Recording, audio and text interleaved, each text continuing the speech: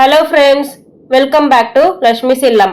நம்ம சேனல்ல 7 நாள் 7 குழம்பு வகைகள் தாங்க பார்க்க போறோம். எல்லாமே மருத்துவ குணம் உள்ள குழம்பு வகைகள். கண்டிப்பா நீங்களும் ட்ரை பண்ணி பாருங்க. இது முதல்ல நம்ம மிளகு குழம்பு எப்படி பண்றதுன்னு பார்க்கலாம். இந்த சீசனுக்கு ஏத்த மாதிரி மிளகு குழம்பு எப்படி வைக்கிறதுன்னு பார்க்கலாம். முதல்ல பேன் ஆன் பண்ணி நல்லா ஹீட் ஆயிட்டோம்னா 2 ஸ்பூன் துவரம்பருப்பு ஆட் பண்ணிக்கோங்க. கூடவே 1 ஸ்பூன் மிளகு ஆட் பண்ணிக்கோங்க. ஆட் பண்ணிட்டு நல்லா ஃப்ரை பண்ணிக்கோங்க. நல்லா இதை மாதிரி வறுத்து எடுத்துட்டு இதை வந்து நம்ம பவுடர் பண்ணி எடுத்துக்கலாம். இப்போ குழம்புக்கு தேவையான வெங்காயம் தக்காளி கட் பண்ணி வச்சாச்சுங்க. புளி கொஞ்சமா ஊற வச்சு எடுத்துக்கோங்க. இப்போ பேன் வச்சுட்டு பேன் நல்லா ஹீட் ஆயிட்டோன்னே எண்ணெய் சேர்த்துக்கோங்க.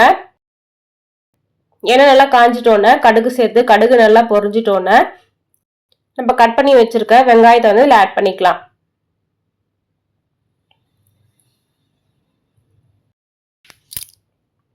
வெங்காயத்தை ஆட் பண்ணிட்டு கூடவே கொஞ்சமா கருவேப்பிலை சேர்த்துக்கோங்க.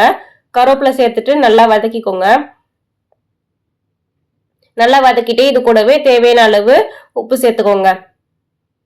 உப்பு சேர்த்துட்டு நல்லா வதக்கிக்கோங்க. ஃப்ரெண்ட்ஸ், இந்த சேனல் நீங்க இன்னும் சப்ஸ்கிரைப் பண்ணலாம், மறக்காம சப்ஸ்கிரைப் பண்ணிக்கோங்க. அப்படியே பக்கத்துல இருக்க பெல் ஐக்கானையும் கிளிக் பண்ணிக்கோங்க. வெங்காயம் நல்லா வதங்கிட்டோன்னே இது கூடவே தக்காளி ஆட் பண்ணிக்கோங்க. தக்காளி ஆட் பண்ணிட்டு தக்காளி நல்லா வதங்கிட்டோன்னே 2 ஸ்பூன் மிளகாய் தூள் ஆட் பண்ணிட்டு கூடவே கொஞ்சமா தேவையான அளவு மஞ்சள் தூள் ஆட் பண்ணிக்கோங்க. ஆட் பண்ணிட்டு எண்ணெயில் நல்லா வதக்கிக்கோங்க. இப்போ 1 டம்ளர் தண்ணி ஆட் பண்ணிக்கோங்க. ஆட் பண்ணிட்டு நல்லா மிக்ஸ் பண்ணிக்கோங்க. இப்போ தண்ணி சேர்த்துட்டு நல்லா மிக்ஸ் பண்ணிக்கோங்க. மிக்ஸ் பண்ணிட்டு கொதி வர அளவுக்கு இட்டுருங்க. இப்போ நம்ம வறுத்து வச்சிருக்க பருப்பையும் மிளகையும் வந்து பவுடர் பண்ணி எடுத்துக்கோங்க. நீங்க வேணும்னா தண்ணியும் சேர்த்து நீங்க அரைச்சி இதுல சேர்த்துக்கலாம். இப்போ நம்ம ஏன் இதுல பருப்பு ஆட் பண்றோம்னா ரொம்ப காரம் இருக்காம நமக்கு கரெக்டா இருக்கும். அதனால வந்து பருப்பு ஆட் பண்ணிருக்கோம்.